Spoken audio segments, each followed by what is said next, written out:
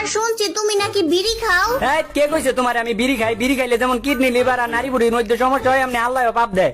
এর লাগি আমি এগুলো আজে বাজে জিনিস খাই না। আর এগুলা উল্টা পাল্টা কথা তোমারে কে কয়? তোমার বন্ধু বান্ধবই কইছে আমারে। আমার বন্ধু বান্ধব এগুলো আমার নামে গুজব ছড়ায়। আমি বিড়ি সিগারেট একদম ভুলেও খাই না, চুইও না।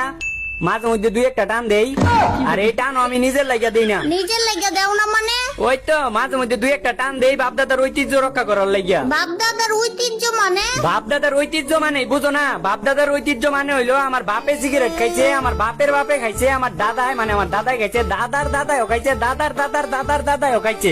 মানে আমার পূর্বপুরুষেরা সবাই কম বেশি সিগারেট খাইছে। এখন যদি আমি এই সিগারেটটা যদি না খাই, দুই একটা টান না দেই, তাহলে আমার পূর্বপুরুষরা করে অপমান করা হইব না? তার লাগে আমার মধ্যে দুই একটা টান দেই আর কি।